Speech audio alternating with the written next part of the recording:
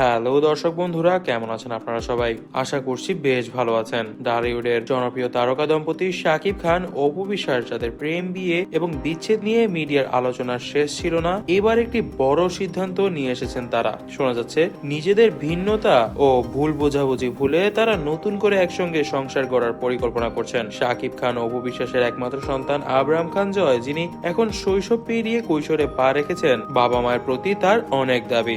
জয় নাকি বারবার তার বাবা মাকে একসঙ্গে দেখতে চায়। সন্তানের এই আকাঙ্ক্ষা উপেক্ষা করা সাকিব অপুর জন্য কঠিন হয়ে পড়েছে। শাকিব খানের বাবা মাও নাকি চান তাদের সন্তান ও নাতি নাতি এক ছাদের নিচে একটি সুখী পরিবারের মতন থাকুক। সম্প্রতি শাকিব খান এক সাক্ষাৎকারে বলেছেন, জীবনে ভুল ত্রুটি হয়, কিন্তু আমি চাই এখন স্ত্রী সন্তান নিয়ে একটি সুন্দর জীবন কাটাতে। জয় আমাদের ভবিষ্যৎ, আমি তাকে এমন একটি পরিবেশ দিতে চাই যেখানে সে তার বাবা মাকে একসঙ্গে পাবে। এই মন্তব্যের পর থেকেই ঢালিউডে আলোচনা শুরু হয়ে গিয়েছে।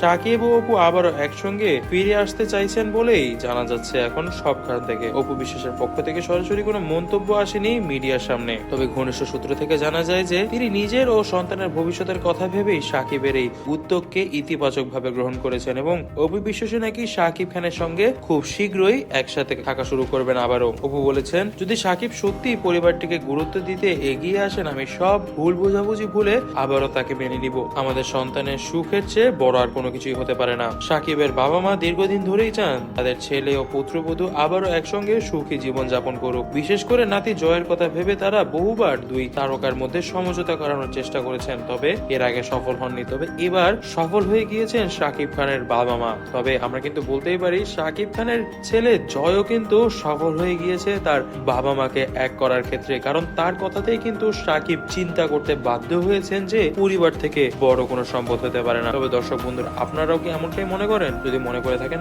অবশ্যই কিন্তু কমেন্ট বক্সে কমেন্ট করে জানাবেন। দর্শক বন্ধুরা, আজ এ পর্যন্তই। ভিডিওটি ভালো লেগে থাকলে অবশ্যই চ্যানেলটিকে সাবস্ক্রাইব করে দিবেন এবং আমাদের লাইক বাটনটিতে ক্লিক করে দিবেন এবং ভিডিওটি বেশি বেশি করে শেয়ার করে দিবেন। ধন্যবাদ।